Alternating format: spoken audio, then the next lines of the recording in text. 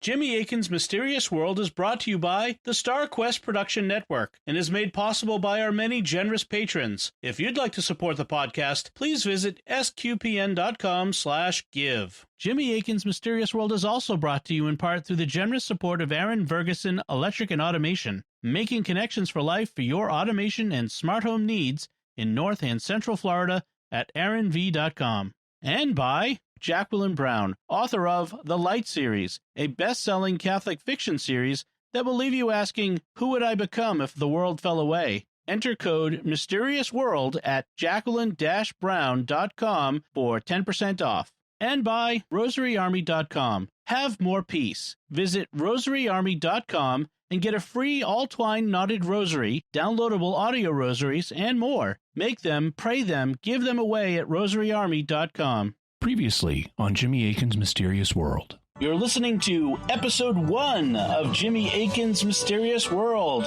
In this episode, we'll be talking about ghosts. The bottom line for me is that ghosts are real, and we should be open to reports of ghostly activity, but we should also exercise critical thinking and say, are there other possible explanations here?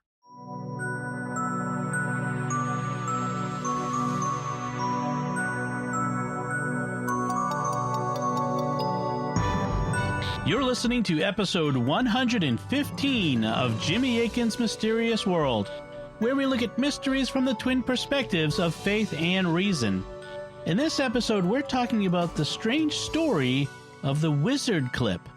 I'm Dom Bettinelli, and joining me today is Jimmy Akin. Hi, Jimmy. Howdy, Dom. In 1794, a family in Virginia gave shelter to a dying traveler. They cared for all his needs except one. They did not summon a priest to give him the last rites. After he died, the family began to experience a series of supernatural manifestations which did not cease until they summoned Catholic priests to deal with the matter. What were these manifestations? How much credibility do they have? What caused them? Was it demons? Was it ghosts? Was it both? And that's what we'll be talking about on this episode of Jimmy Akin's Mysterious World. So, Jimmy, what do we need to talk about before we begin? I want to give you credit, Dom, because I had not initially heard about this mystery. You were the one, back when we first began the podcast a couple of years ago, who added it to the spreadsheet we keep of ideas of future shows. Today, the big list has more than 1,000 future topics on it, but back then it was much smaller, and when you added the wizard clip, I did some preliminary research, but I didn't find what I would consider really good historical sources. I only saw brief modern summaries, and I wasn't sure if there was enough here to make a whole episode. But eventually, I hit pay dirt. I found a bunch of really good quality sources, and so today I'm really excited to be able to tell people about the story. I think people will be really interested to hear about it, too. This mystery involves Skinwalker Ranch level weirdness. We discussed Skinwalker Ranch, a site in Utah, back in episode 36, and it's a location where all kinds of high strangeness has been reported, including livestock dying and being dismembered under mysterious circumstances, strange lights, mental voices, and objects being strangely moved or damaged. Well, all of that and more happened in Wizard Clip, Virginia. So hold on to your hats and stay tuned. All right. So let's start by meeting the family that's at the center of this mystery. When and where did they live? The name of the family was the Livingstons, and in the 1790s, they were living in what was then the state of Virginia in the newly independent United States. In 1794, when the events began, the United States was so new that the Revolutionary War had only been won 11 years earlier, and the U.S. Constitution was only 5 years old, with the nation having previously been governed under the Articles of Confederation. The town in which the Livingstons dwelt wasn't even officially a town yet. The town wouldn't be chartered by an act of the Virginia legislature until 1798, after the events we're going to describe were already well underway. Originally, the town was called Smithfield because it was settled on land owned by a family named Smith. But there was a problem, because there was another town in Virginia called Smithfield, so they needed a new name. Since the town was a center of commerce between several other towns and was midway between them, it became known as Middleway. In the underpopulated early United States, it was a very small place by modern standards, and even today, there were only 441 people living there at the time of the most recent census back in 2010. Today, it also isn't classified as being in the state of Virginia because at the time of the Civil War, Virginia split in two, and so Middleway is now in the state of West Virginia. It also goes by another name. Because of the events of our story, Middleway also came to be called Wizard Clip, the town of Wizard Clip. It also came to be known as Cliptown and just Clip, and its inhabitants came to be known as Clippers. So what can you tell us about the individual members of the Livingston family? The father of the family was named Adam Livingston. He had been born in Pennsylvania, and he came from Dutch ancestry. He had moved his family to Smithfield, or Middleway, or Wizard Clip, or Cliptown, or Clip, in 1790 from Lancaster County, Pennsylvania. Like almost everybody back then, he was a farmer, and he owned a plot of 70 acres in Smithfield. He had a reputation for being honest and hardworking, as well as being kind and hospitable, and he was also Lutheran. His wife, Mrs. Livingston, was a Presbyterian, and together they are known to have had 3 sons and 4 daughters. So how did the mysterious events at Wizard Clip begin? In 1794, the family took a visitor to the area into their home as a boarder. This was not uncommon at the time because there were very few inns and lodges, so people often took visitors into their homes. This visitor was an Irishman who is described as being of middle age and respectable appearance. Respectability, of course, being a quality you'd want anyone you took in your home to have. But according to an article published in the West Virginia Historical Magazine Quarterly in 1904, in a few days after the arrival of this traveler, he was taken sick, and as his illness became more threatening, he called Livingston to his bedside, informed him that he was a Catholic, and inquired of him if there was not a priest somewhere in his neighborhood whose services he could procure should his malady prove fatal, which he had reason to then fear it would. Livingston, who was an intensely bigoted member of the Lutheran Church, very gruffly replied to him that he knew of no priest in that neighborhood, and if there was one, he should never pass the threshold of his door. The dying man repeated his entreaties for the spiritual aid of a Catholic priest, but Livingston was inexorable and refused to countenance his request. The stranger died, his name being unknown to his host, and there being nothing among his papers to throw any light upon his history. However, a more generous account of the matter was published in 1873 in the book Life of Demetrius Augustus Galetson, which told the story this way. A poor Irish traveler, a Catholic, being ill while in Livingston's neighborhood, was taken into his house, carefully nursed and attended through his last sickness, and properly buried. The only thing Mr. Livingston refused to do for the sick man was to send for a priest for him. He'd never seen one, and in common with the generality of his class, had probably very extraordinary ideas of Catholic priests, many actually believing that they were the living emissaries of Satan, that they had horns, like their master, and various other equally enlightened fancies.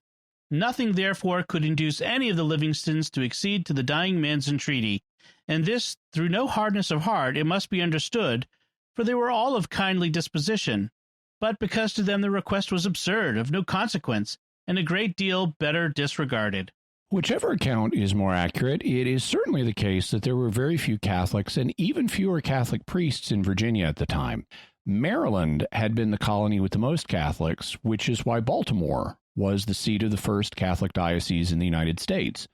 However, once you crossed over into neighboring Virginia, the Catholic population dropped precipitously.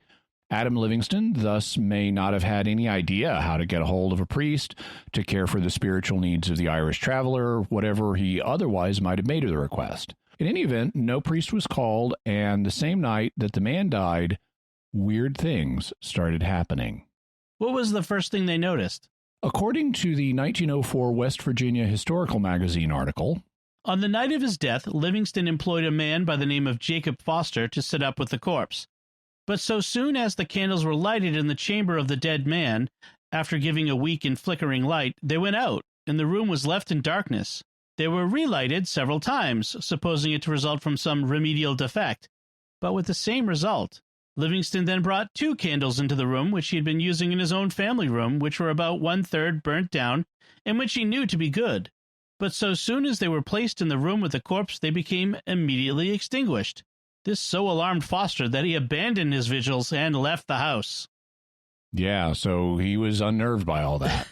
So, Jimmy, why would someone sit up with a corpse? Well, historically, one reason you do it is to pray for the soul of the departed person, and that's something that we'll talk more about later on.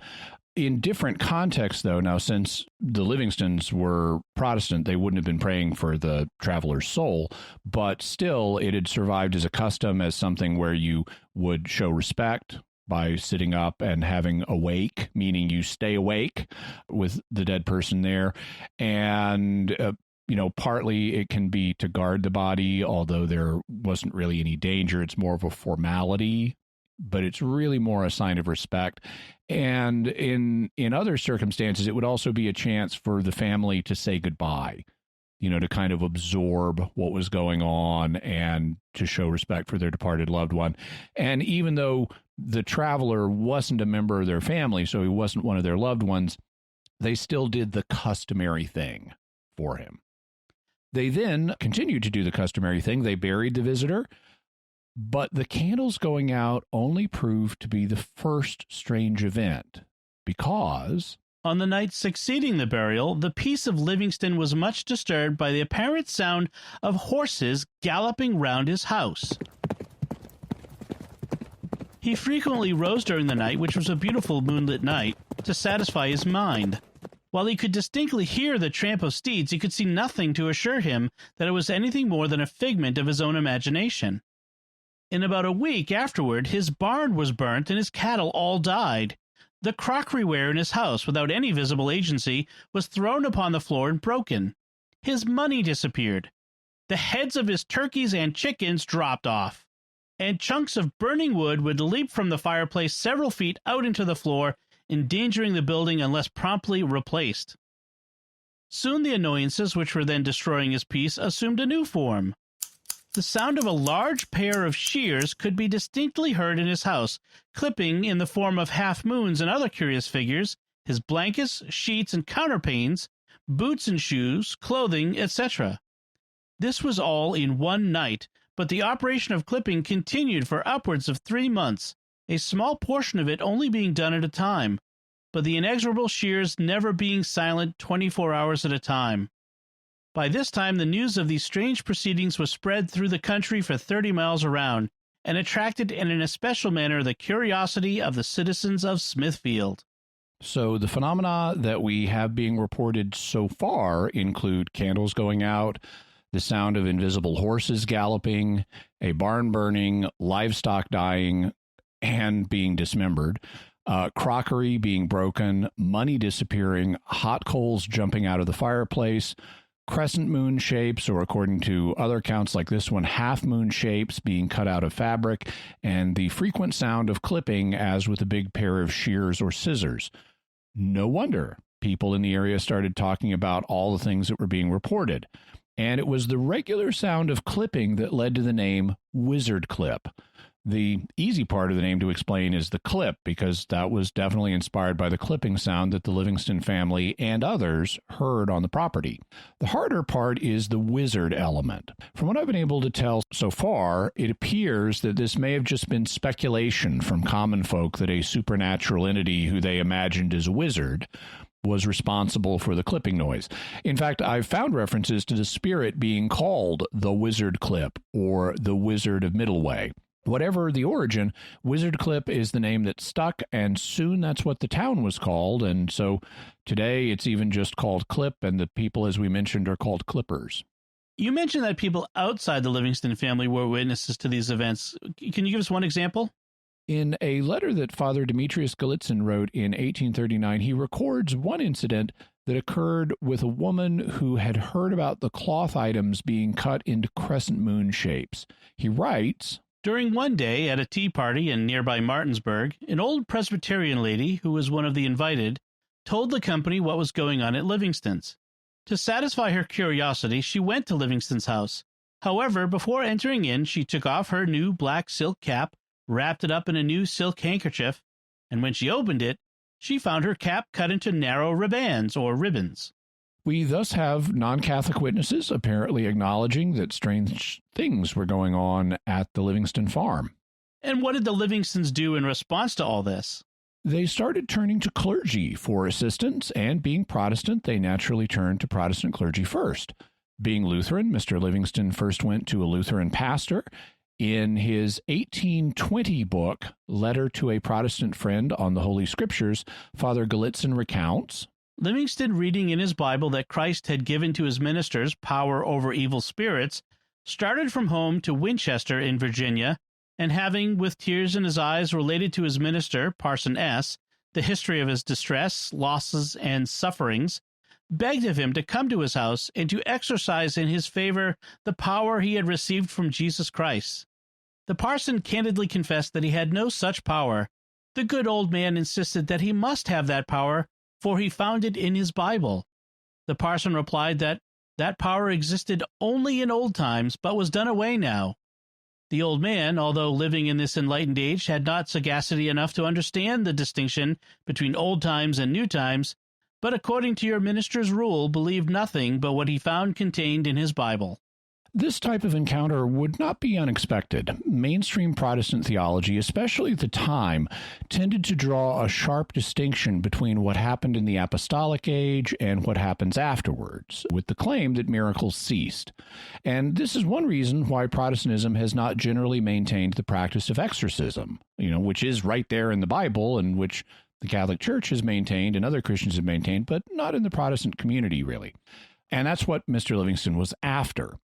The desire to partition the age of miracles off from the rest of the Christian age may have been in part produced by a desire to undercut Catholics pointing to miracles occurring after the apostolic age down through history to, validate their faith. However, the position is not easy to sustain from the biblical text. There are no verses saying that the age of miracles is going to cease, so there's a tension between the Protestant idea of sola scriptura, the idea that we should base doctrine on Scripture alone, and the idea that miracles have ceased. And there could be tension as a result between laity and clergy, because the laity want assistance of a supernatural nature from their clergy, and they wouldn't have seen anything in the Bible saying they couldn't have it. In this case, Livingston didn't see any biblical reason why his Lutheran pastor, a minister of Christ, shouldn't have power over evil spirits and be able to help him out. If I can be permitted a momentary digression, I'm aware of a sort of flip side of this occurring about a century and a half earlier in the 1640s. In his book, Magic and Superstition in Europe, historian Michael Bailey writes, In one case in the 1640s, a Protestant clergyman instructed a farmer that he should not use a particular spell to quell fires. Rather than accepting his pastor's authority, the man immediately got his family Bible and demanded that the pastor show him where, in God's revealed word, such spells were explicitly forbidden. Here we see a wonderful example of how, if Protestantism could not fully eliminate common spells and charms, it certainly could transform the way in which people viewed and justified these rites. I have to say that I have sympathy for both the pastor and the farmer in this incident. The pastor is trying to keep the farmer from using what he regards as a spell, that is an unauthorized and dangerous ritual, and that's a laudable goal. But the farmer is like, hey, it's supposed to be sola scriptura now, pastor, so you show me where it says I can't use these words when I've got fires that need to be put out. What I'd really like to know is the content of the ritual that the farmer wanted to use. If it was something like, fires, I command you in the name of Jesus Christ, be stopped, then it would be particularly difficult to rule this out, especially in a Protestant context, since there are biblical examples of Jesus rebuking physical things like winds and fevers. But back to Mr. Livingston, how is he going to get relief?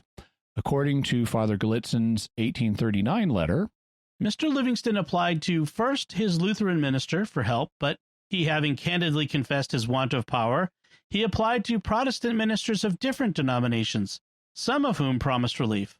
among them a Methodist preacher who went to Livingston's house accompanied by some of his congregation.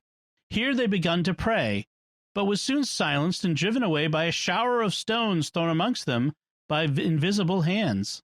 Not being able to get relief from the ministers he invited to his home, Livingston then sought assistance from practitioners of folk magic. And there was a lot of folk magic being practiced in America back then, as there is also now for that matter. After trying ministers in vain, old Livingston applied to a conjurer in the South Mountains, who promised to banish the evil spirits if he, Livingston, would pay him a certain amount of money on the spot. Livingston very wisely refused paying him anything beforehand, but promised him double the amount if he would perform the job. The conjurer would not agree. According to Father Joseph Fanati's 1879 book, The Mystery of the Wizard Clip, 3 men came from Winchester in order to free the house from what troubled it, if it were the devil himself.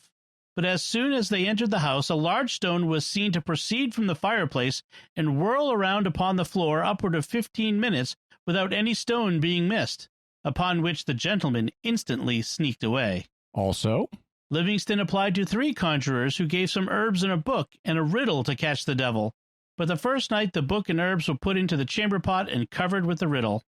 So the practitioners of folk magic were not able to provide any more help than the ministers had been.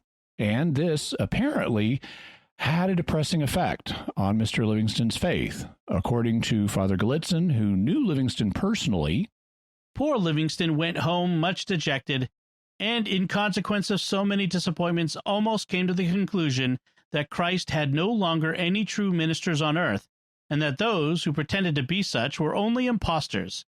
He was determined henceforth never to apply to any one of those calling themselves ministers of Christ.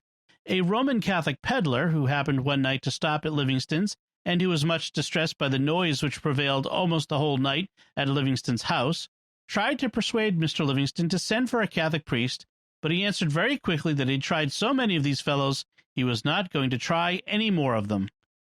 So at this point, Livingston wasn't inclined to try to get help from pastors anymore.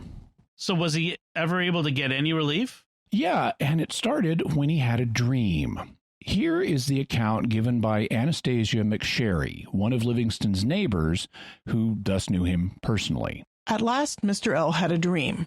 He thought he was climbing a high mountain and had great difficulty to get up, had to labor hard, catching to roots and bushes. But when he had reached the top, he saw a minister dressed in robes, as he termed it. After looking at the minister for some time, he heard a voice saying, "This is the man who can relieve you." His wife heard him groaning in his sleep and awoke him, whereupon he told her his dream and said he did not know of a minister who wore robes, but would inquire early in the morning. Accordingly, he started and traveled to Shepherdtown, where he was told by someone that it was a Catholic priest he was looking for, as priests only dressed in robes, and was directed to go to Mr. Richard McSherry near Leetown, where he might find one. Late in the evening of the same day, Mrs. McSherry saw him coming up to her house. She met him at the gate, and when he told her what he wanted, to wit, to see the priest, she told him there was none at her house then, but there would be church in Shepherdtown next Sunday. There he could see one. Mrs. McSherry is relating this in the third person, but she's telling the story of what happened with her and her husband and Mr. Livingston. Also, we may want to comment on the particular phrase she used, saying that there would be church in Shepherdton next Sunday. At this time, there were no Catholic churches in this area. And so what you'd do is you'd have traveling priests come and set up a portable altar and celebrate the sacraments in somebody's home. When that happened, the local custom was to speak of the priest giving church and to speak of the people as who were attending the sacraments as going to church, even though there was no actual church building. Mrs. McSherry picks up the story. Mr. and Mrs. McSherry went to church next Sunday, and there they found Mr. Livingston. As the priest appeared at the altar, Mr. L. was very much overcome, wept bitterly, and exclaimed, "This is the man I saw in my dream. He is the one to relieve me." When Mass was over, he went in to talk to the priest and told him his sad story, but the priest, the Reverend Dennis Cahill, only laughed at him and told him it was only his neighbors plaguing him and that he must go home and watch for them. Richard McSherry and Mr. Mangini were present and were very much moved by the old man's tears, which made them listen to his sad story and try to comfort him. After much urging and a great deal of persuasion, Mr. Cahill went to Mr. Livingston's, accompanied by Mr. McSherry and Mr. Mangini, and they both questioned the family. Father Galitzin picks up the story in his 1839 letter. During his first visit, Mr. Cahill only said some prayers and sprinkled the house with holy water. On his going away, having already one foot on the door-sill and the other inside yet, suddenly a sum of money which had disappeared from out the old man's chest was by invisible hands laid on the door-sill between the priest's feet.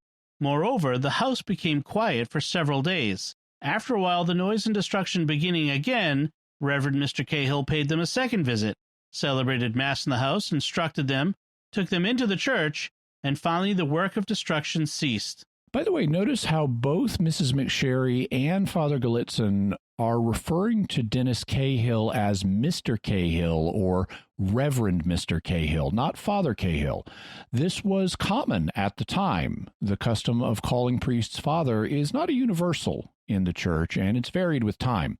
In any event, the prayers and holy water produced some initial relief, and the saying of Mass in the house brought the destructive phase of the phenomena to an end for now. I take it that the troubles resumed? Eventually, but there would be other things that would happen first. One of them, as Mrs. McSherry mentioned, was the conversion of the family, having the priest stop the disturbances that your family has been undergoing and that other ministers haven't been able to stop is pretty impressive, and so Livingston wanted to become Catholic. Father Cahill then gave the family basic instruction in the faith and received them into the church, although one of them, Mrs. Livingston, was rather reluctant. She had a reputation as being stubborn, and she later said that her conversion wasn't really sincere and that she was the family Judas. But now that the destructive manifestations had quieted down, a new set of phenomena began to occur. As stated in the 1873 Life of Father Galitzin, they had scarcely made their profession of faith and heard one or two masses before a bright light awoke Mr. Livingston one night, and a clear, sweet voice told him to arise, call his family together, and to pray. He did so. The hours passed as a moment, for the voice prayed with them, leading their prayers. Then it spoke to them in the most simple yet eloquent manner of all the great mysteries of the Catholic faith to which they had assented, and which, as far as they could, vaguely understanding them, they sincerely and firmly believed. The voice would become a regular thing in the Livingston household. I haven't been able to determine the precise chronology of when the voice began speaking, but it reportedly continued speaking to them for 17 years, which would mean until around 1811. It spoke frequently to Mr. Livingston, though other members of the family could hear it also. According to surviving 19th century letters, the children sometimes could see the entity who was speaking, but the adults usually couldn't. In addition to helping them understand aspects of the Catholic faith, the spirit voice also would regularly encourage the family to say prayers and practice various devotions. It would give them information about people who needed spiritual help, and it would make predictions about what would happen to specific people if they didn't repent. Among the prayers it would ask for were prayers for the souls in purgatory. So, since I know we have a good number of non-Catholic listeners, we should say a few words about the topic of purgatory. What can you tell us about it? One of the things that Christians have virtually universally agreed upon is that after we come to God and He forgives our sins, He doesn't just leave us the way we were. He gives us a new nature, which St. Paul refers to as the new man or a new creation, and He causes us to grow in holiness. This process is known as sanctification because it causes us to grow in sanctity or holiness, and it's a consequence of God's ongoing grace in our lives. Christians also agree that we will not still be sinners in heaven. God will make us absolutely pure so we can be in His presence.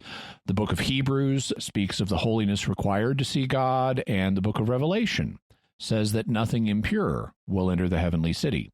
But human experience shows that we're still attached to sin in this life, And the process of sanctification usually isn't complete by the time we die. So there needs to still be further sanctification.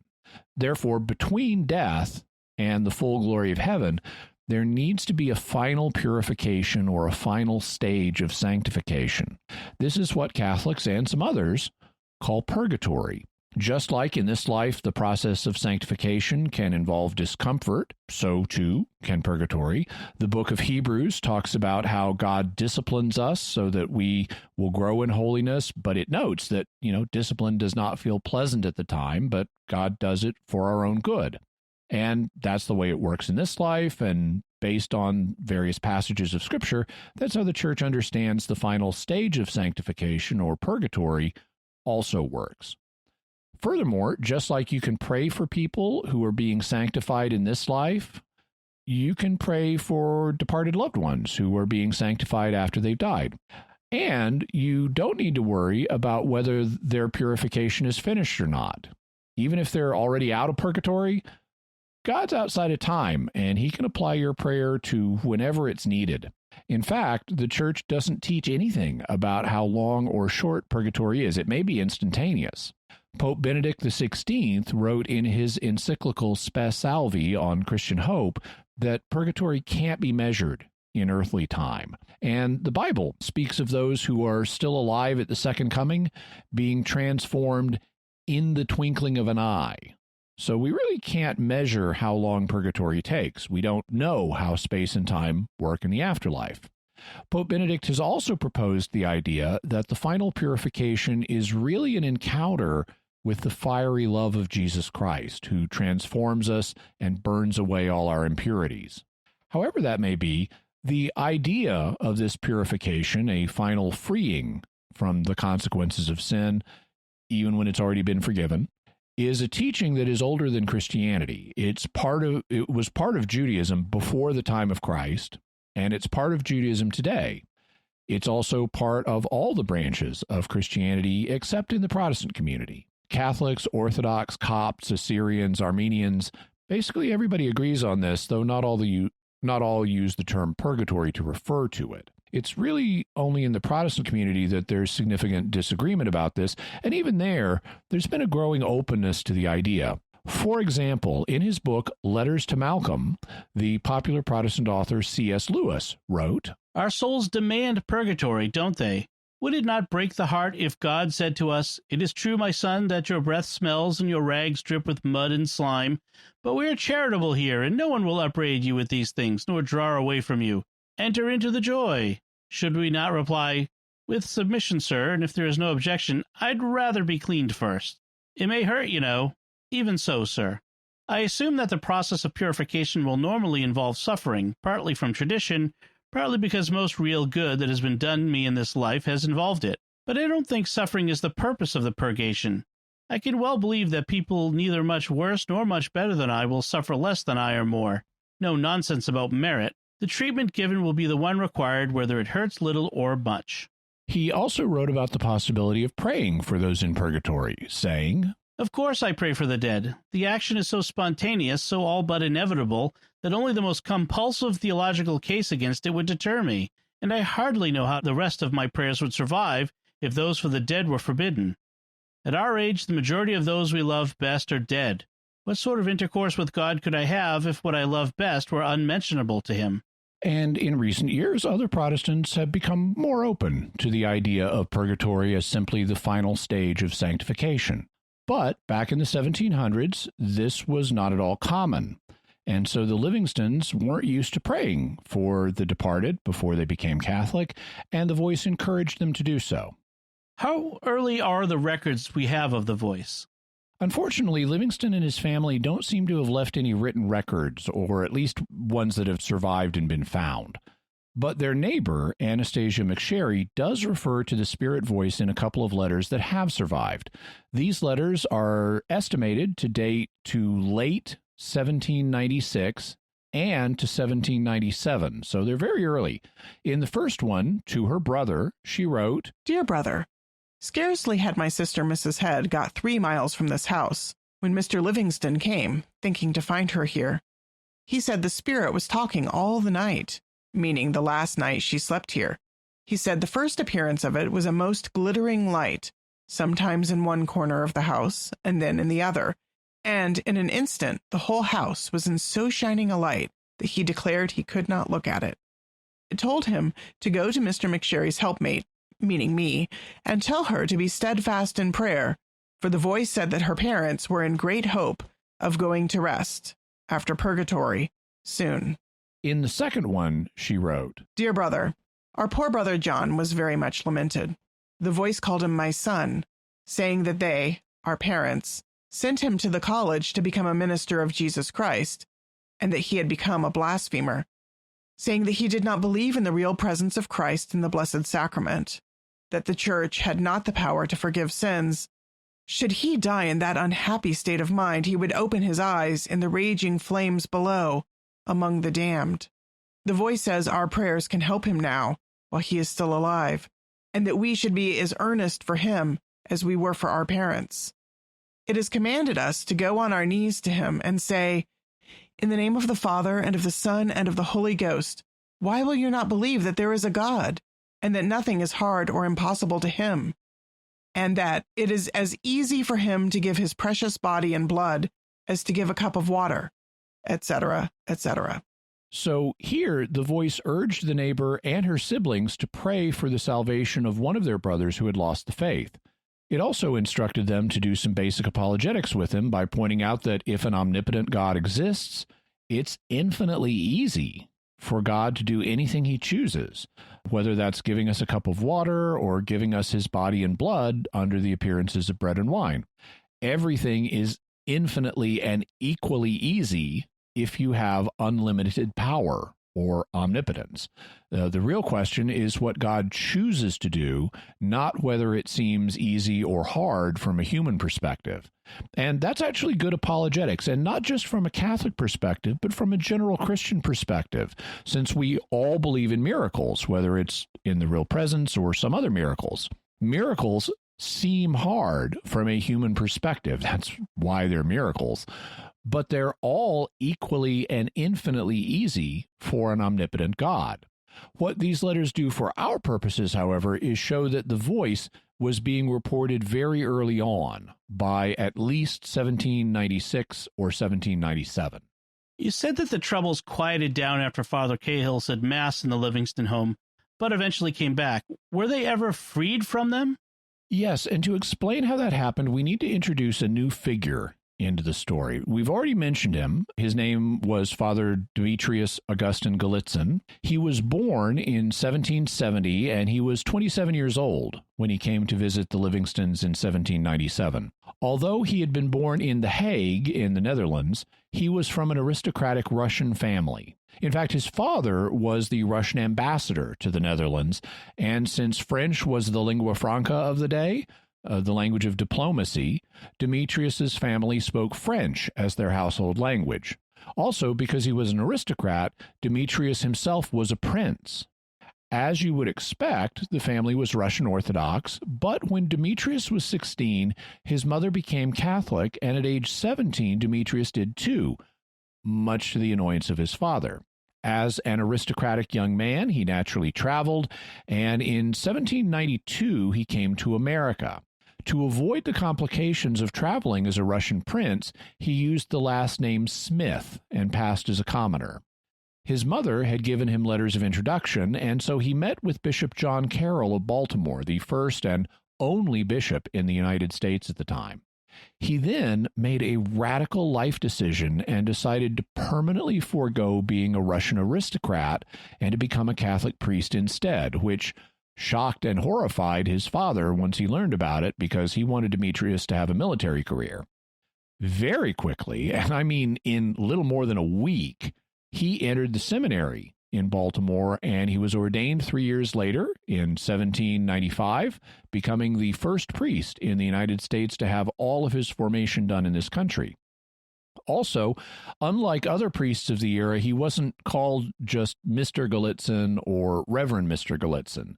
Since he was a prince, he was often called Reverend Prince Galitzin. He was assigned to a mission in a town with the awesome name Port Tobacco, Maryland, although he was transferred to the less awesomely named community Conewago in southern Pennsylvania. He has a very interesting life story, and he was a famous missionary who became known as the Apostle of the Alleghenies, meaning the Allegheny Mountains in the eastern United States. In 1945, there was even a 4-page comic book story made about his life, and we'll have a link to that in the further resources. Also, he was the subject of the StarQuest podcast, American Catholic History. You can go back and listen to their episode 10 to learn about the life of Father Galetson.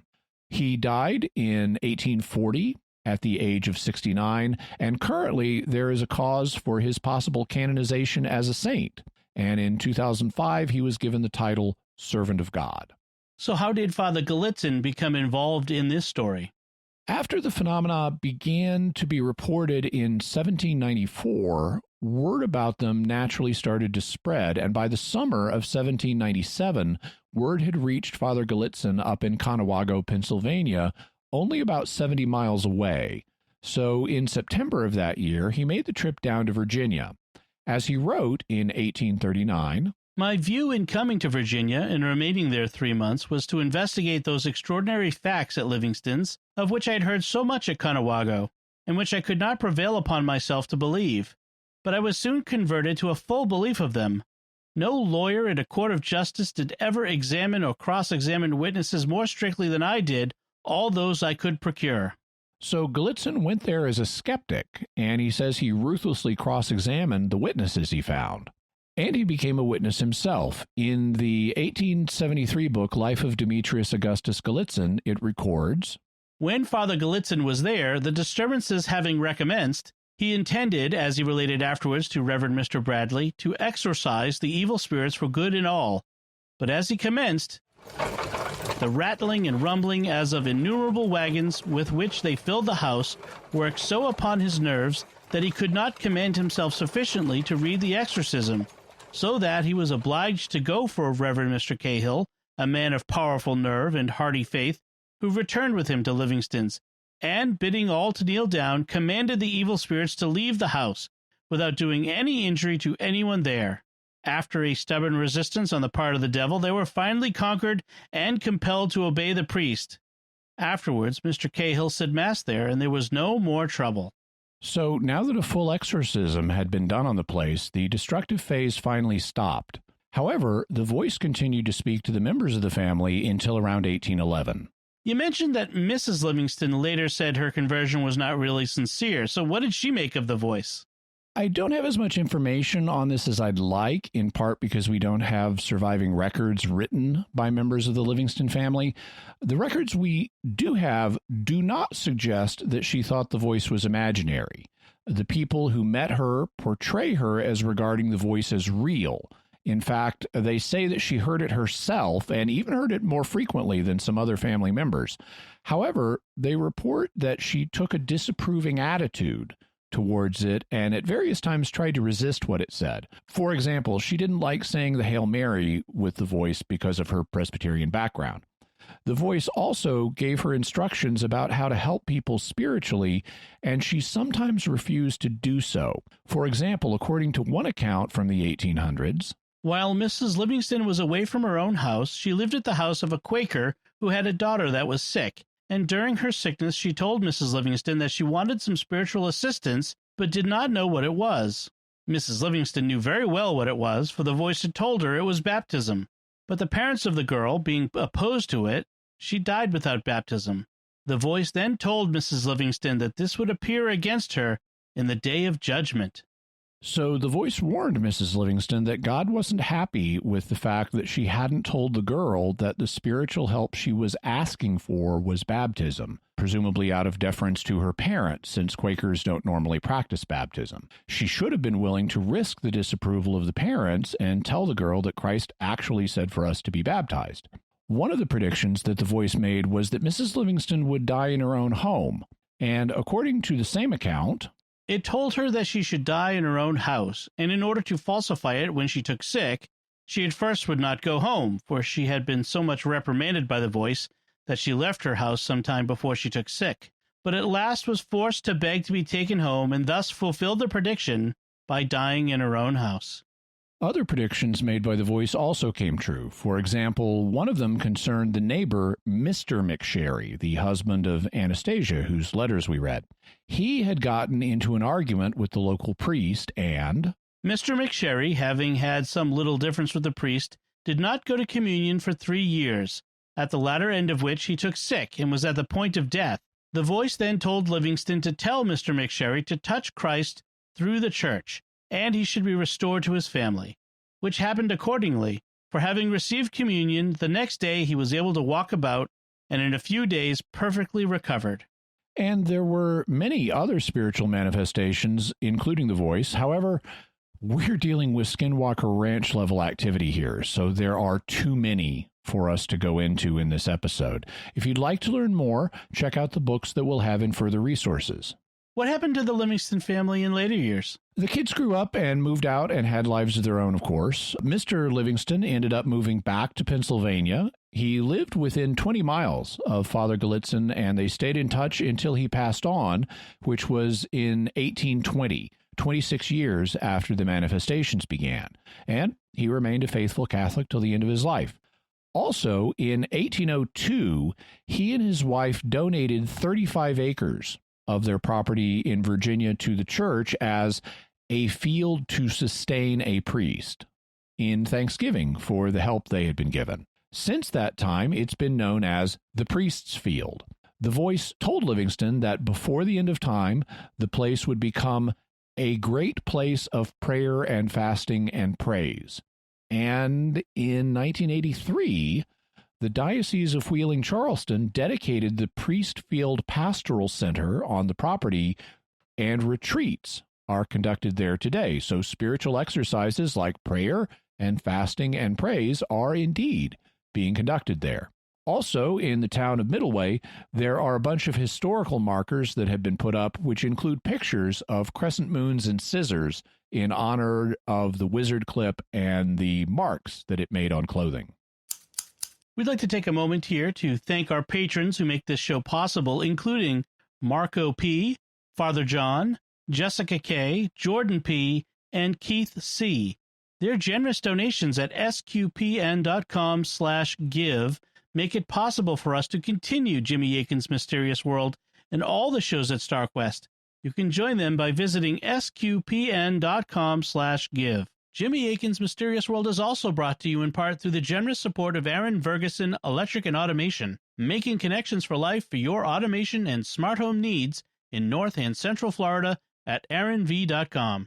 And by The Light Series by Jacqueline Brown, a best-selling Catholic fiction series that will leave you asking, who would I become if the world fell away? Enter code Mysterious World at jacqueline-brown.com for 10% off. And by rosaryarmy.com. Have more peace. Visit rosaryarmy.com and get a free all-twine knotted rosary, downloadable audio rosaries, and more. Make them, pray them, give them away at rosaryarmy.com.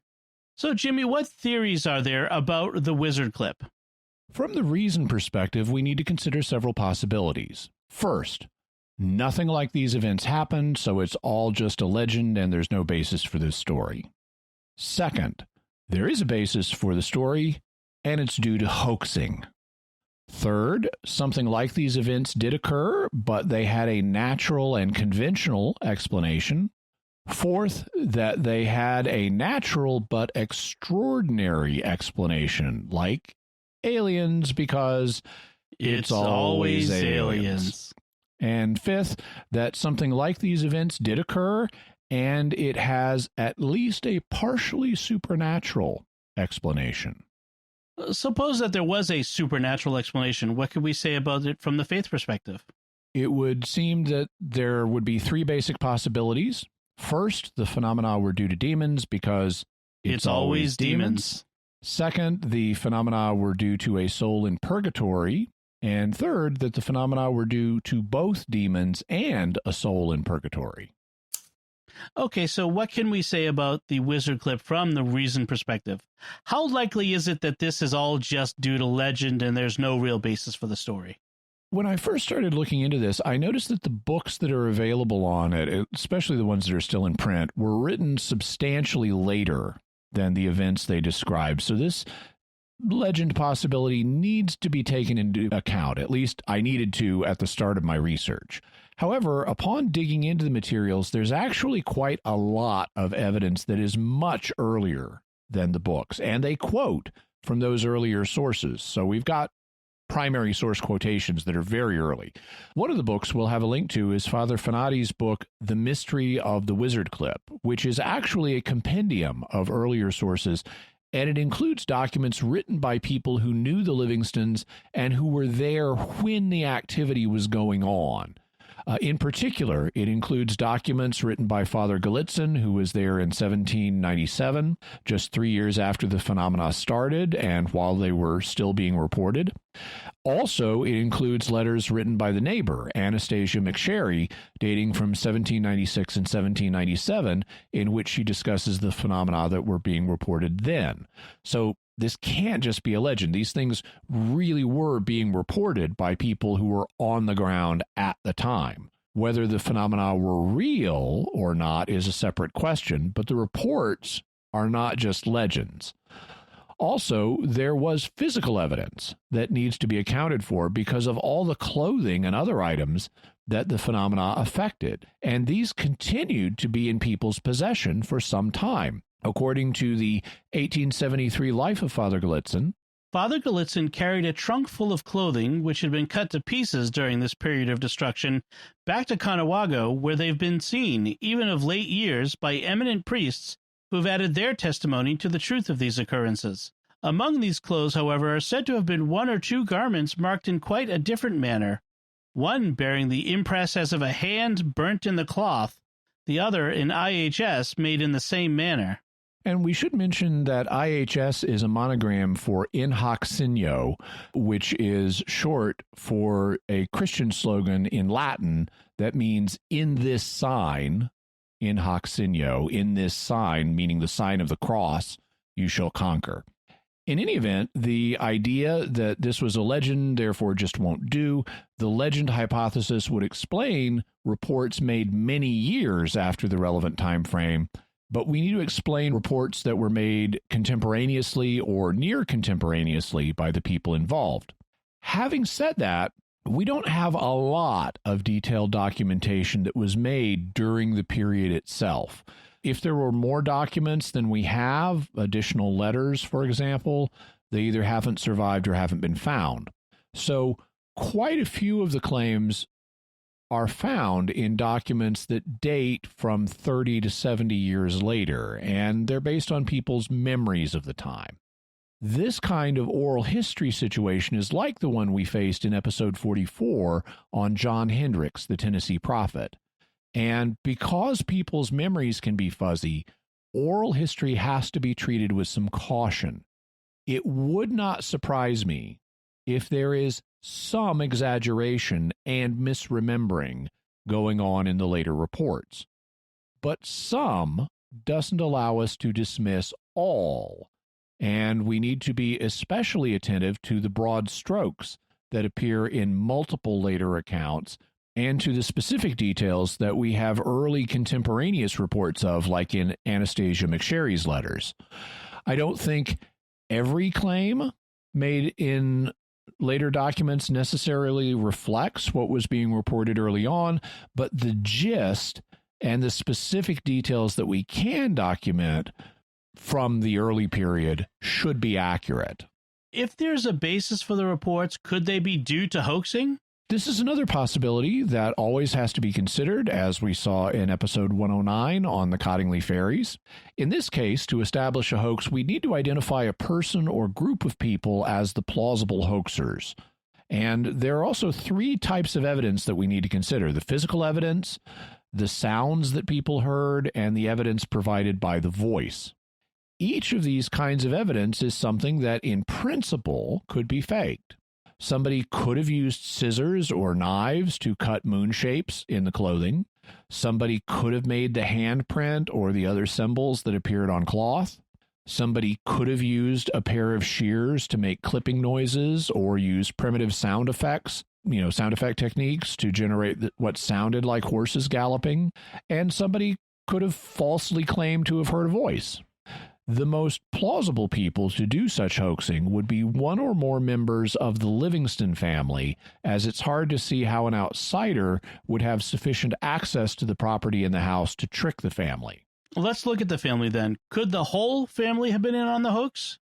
There are several reasons that this is improbable. The first one is with 2 adults and 7 children, there would have been a significant possibility that one or more of them would reveal the hoax, at least in later years, and apparently none of them did.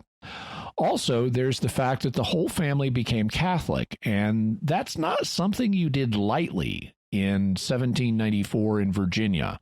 Catholics were a very small minority and were subject to a lot of discrimination.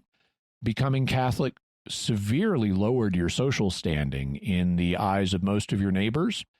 If you wanted to hoax having spirit phenomena in your house, for attention or whatever, you could easily do it without dragging Catholicism into it and lowering your family's social standing. The family also doesn't seem to have had any other obvious incentive to stage a hoax, as they apparently didn't make money out of this.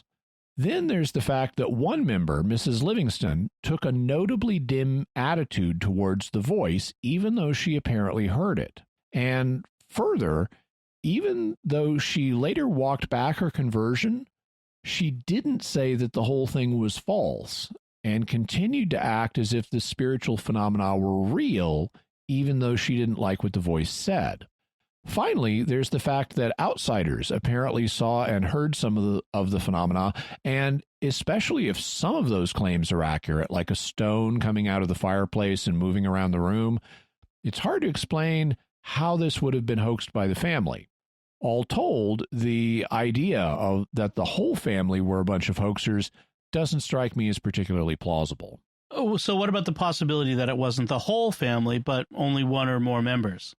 Once again, we have the 3 kinds of evidence that need to be explained: the altered physical objects, the sounds people heard, and what the voice said. Even though it's reported that all the family members heard the voice, it's definitely for certain that Mr. Livingston did. That's mentioned in Anastasia's letters. He was coming over saying, "The voice told me this."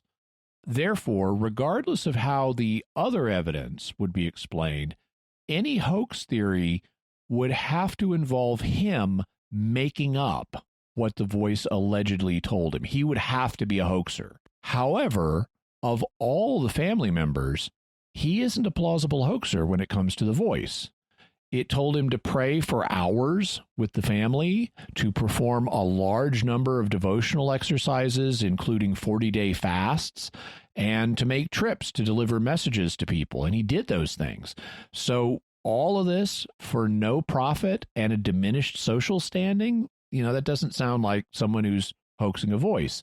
And he remained a faithful Catholic till his death, who, by everybody's account, was very sincere in his faith. So he doesn't sound like a hoaxer. It sounds like he believed the voice was real. What if there was a different natural explanation, like imagination or mental illness on his part?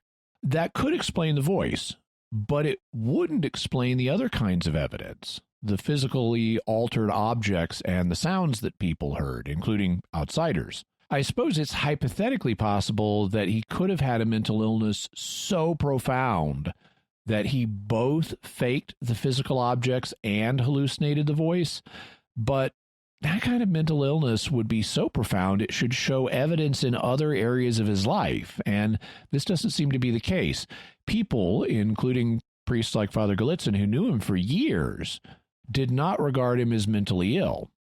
Alternately, one could propose that someone else in the family, and the best bet would be one or more of the children, faked the physical objects and then got Dad imagining that he was hearing the voice. However, when the voice starts telling Dad to gather the family together in prayer for hours and do 40-day fasts, even partial fasts, that's a pretty strong incentive for the kids to come clean about the physical objects they faked that started all of this, and none of them did.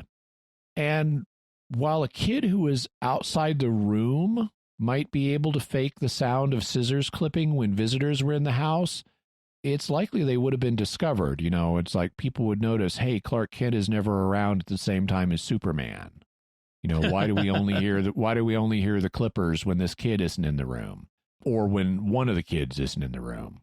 And I don't know how the kids would fake the sounds of horses galloping around the house for visitors like Father Galitzin when there were no horses to be seen outside the windows. Thus, while I believe in thoroughly exploring all the conventional explanations that could be offered, there are enough reports of enough different kinds under enough different circumstances that I can't simply embrace one of the conventional explanations easily. I think we have to take seriously the idea of an exotic explanation for these reports. Well, what about an exotic but natural one like aliens? You can explain anything you want by appealing to advanced alien technology. However, being able to explain it that way and offering evidence for that explanation are two different things. And we don't have evidence of alien activity here. The fact is, the phenomena presented themselves as supernatural in nature, not extraterrestrial in nature. And we need to interpret phenomena in light of how they present themselves until we have evidence to the contrary. You know, that's just Occam's razor. Don't multiply entities beyond the evidence. If it doesn't look like aliens, don't assume it's aliens. So, not having any evidence to the contrary, the logical explanation for these phenomena is that they were supernatural. Okay, that brings us then to the faith perspective. What can we say about the wizard clip from the faith perspective? The first question we need to look at is whether we're dealing with one phenomenon here or two. At first glance, it looks like two. There were the destructive manifestations that occurred early on and that were progressively ameliorated by the holy water, saying Mass, and performing an exorcism followed by another Mass. Then there were the non-destructive manifestations that included the voice and its exhortations to prayer and spiritual exercises and helping other people spiritually. The manifestations presented themselves as two different phenomena, and in keeping with the principle that I just mentioned, interpreting phenomena as they present themselves until you get evidence to the contrary, our starting assumption should be that the Livingston family was confronted by two different things, both of a supernatural nature. Both of them, though, are likely tied to the death of the Irish visitor who Mr. Livingston did not summon a priest for, since that seemed to initiate the overall chain of events. Taking things at face value, the first and destructive phenomenon is most obviously explained as the activity of demons. The destructiveness of these manifestations is consistent with the activity of demons. So is the fact that they ceased following an exorcism. And the naturalness of this explanation is attested by the fact that this was how the people who were present, like Father Galetson, interpreted the destructive phenomenon. On this theory, Livingston's failure to provide spiritual care for a dying man led to a withdrawal of enough protection for the family to allow demons to become active and thus motivate the family to take steps to grow closer to God. And then what about the second non-destructive phenomenon connected with the voice? This started as the first phenomenon began to subside, even if the exorcism hadn't been done yet. Since the voice exhorted the family to grow closer to God and to help others do so as well, the voice would not be understood naturally as demonic. In fact, the voice said that it had once been in the flesh, and meaning a living human being, and that if Mr. Livingston persisted, he would learn before his death who it had been. I haven't found a reference to that happening, but it seems to me that the most likely candidate would be the traveler who died in their home. His soul would have an ongoing interest in the family, and the fact he didn't get the last rites could mean that he would have a more difficult final purification, and that could mean that he was now a soul in purgatory, which would be consistent with his exhortations for the family to pray for those in such a condition. In fact, the idea that he was a soul being purified was a common interpretation, or at least that the phenomena were due to a soul that was being purified, was a common interpretation of what was going on in the 1800s. According to the 1873 Life of Father Galitzin, scarcely had the Livingston family been relieved from the torments of the devil than they were visited by a consoling voice, which remained with them for 17 years. It has been supposed that this voice came from some soul suffering in purgatory, for some reason permitted to visit, console, and finally to instruct the family. This may perhaps have been in return for the hospitality shown the poor Catholic who died at their house. In any event, the second non-destructive phenomenon was likely linked to the fact that the family had been growing closer to God due to the earlier destructive phenomenon. And now that that was happening, now that they were getting closer to God, they were given the opportunity to grow even closer by encountering this voice and getting spiritual instruction from it. So at face value, it looks like the unprovisioned death of the traveler led first to an outbreak of demonic activity, followed by manifestations from a soul in purgatory, which I suspect may have been the traveler himself. You said at face value. Is there a but attached to that assessment? Yes, since all this seems to have stemmed from the death of the traveler, I can't help wondering if both phenomena were really different manifestations of the same thing.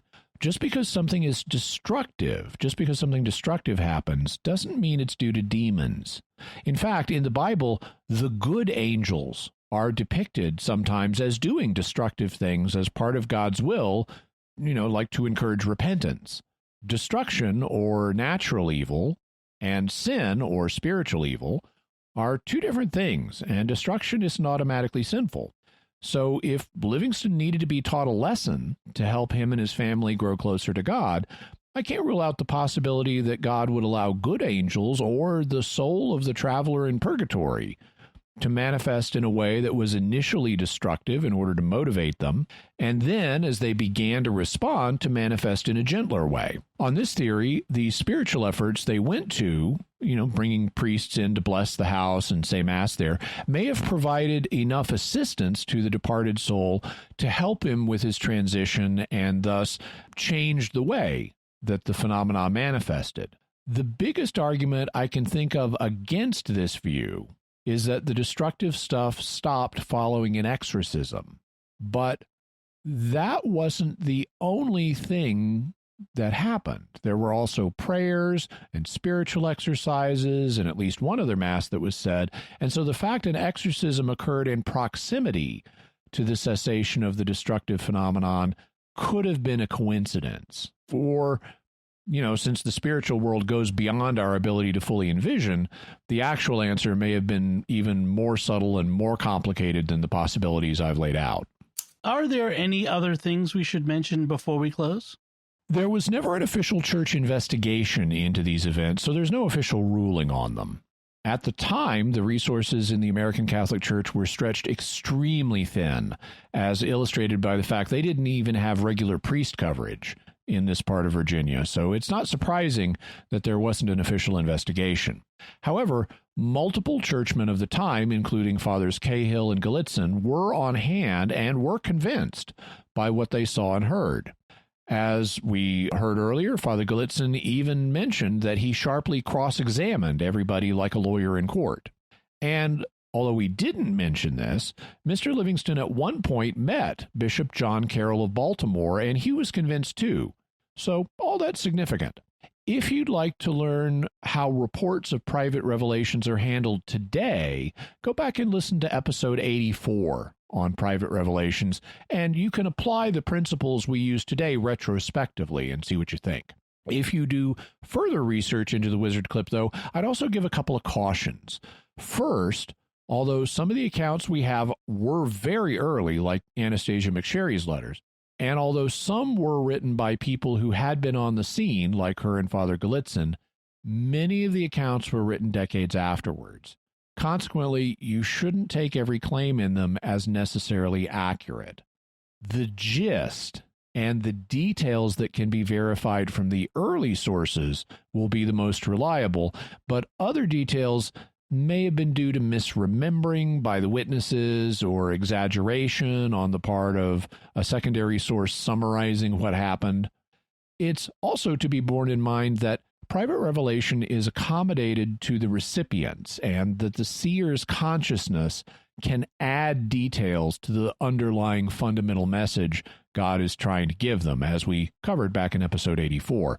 Therefore, one shouldn't treat things that the voiced said as if it's, text out of one of the Gospels. Again, if an account of what is said is historically reliable, the gist may be accurate, but the details should not be pressed. So, Jimmy, what's your bottom line on the wizard clip? The wizard clip is a fascinating story. When I first started researching it, I was skeptical, but there's enough here that I think we need to take the idea of a supernatural origin for these events seriously. We need to be careful about pressing the details, but the basic supernaturality of them is reasonable. The face value interpretation is that the unprovisioned death of the traveler led first to an outbreak of demonic activity, and then, as the family responded spiritually and got priests involved, they received private revelation from a soul that was being purified and who may have been the traveler himself, though other explanations are possible. So, Jimmy, what further resources can we offer to the listeners? We'll have a link to Father Joseph Fanati's 1879 book, The Mystery of the Wizard Clip.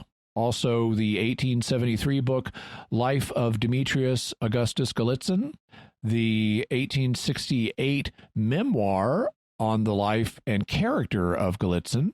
The 1904 article in the West Virginia Historical Magazine Quarterly. Like, that name is like a train made out of train cars or something. West Virginia Historical Magazine Quarterly. Okay. We'll also have links to articles on the wizard clip, a couple on Father Galitzin, the official site for Father Galitzin's canonization, as well as the 1945 comic book story that you can read online about Father Galitzin's life, and also the American Catholic History episode on Father Galitzin. Very good. Excellent.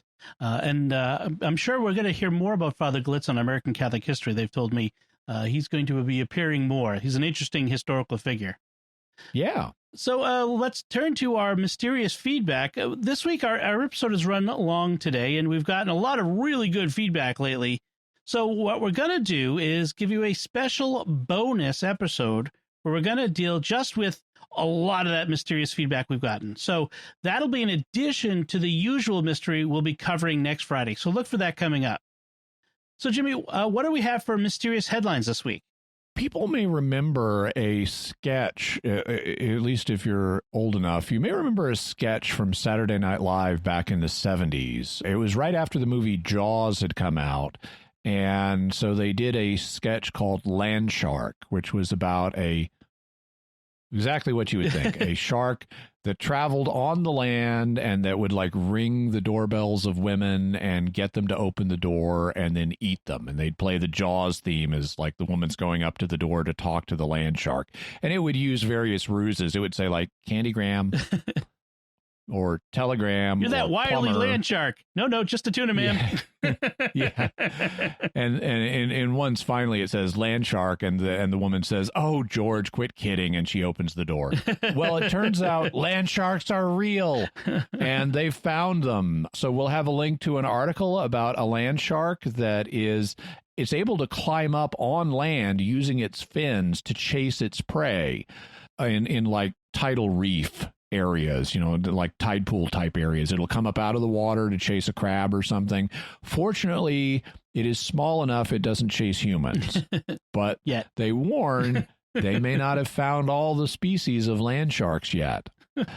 Also, speaking of things that people haven't found, the British Science Museums group is asking for people to help them find explanations for a bunch of odd objects. People deposit interesting things in museums over the course of time, and sometimes the knowledge of exactly what this thing was gets lost. And so there are a number of objects in these science museums that people are looking either they don't know what this thing is at all, or they at least are looking for more information about it. So check out the link and see if you can identify or provide any more information on these objects. To me, one of them looks like a melon baller. I mean, it looks like you'd take it and scoop a little ball out of a cantaloupe. But a lot of them are really weird, so check them out. All right. And on those land sharks, it's 2020. Of course, there's land sharks. We've had murder hornets. Now there are land sharks. What's next? All right. So now I want to turn to the listener to ask you what your theories are about the wizard clip or any further insights you might have. You can let us know online by visiting sqpn.com or the Jimmy Akin's Mysterious World Facebook page.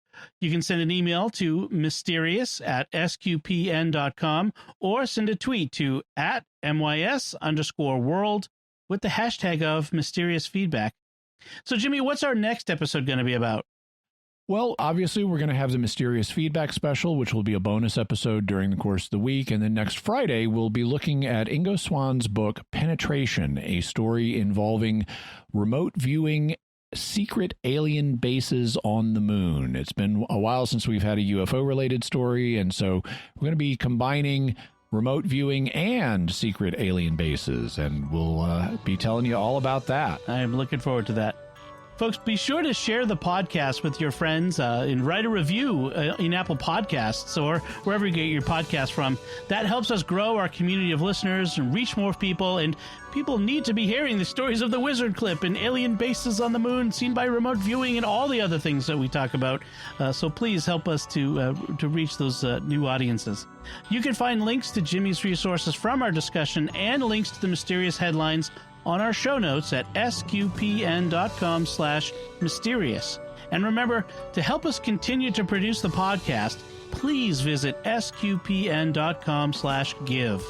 Until next time, Jimmy Akin, thank you for exploring with us our mysterious world. Thanks, Dom. And once again, I'm Dom Bettinelli.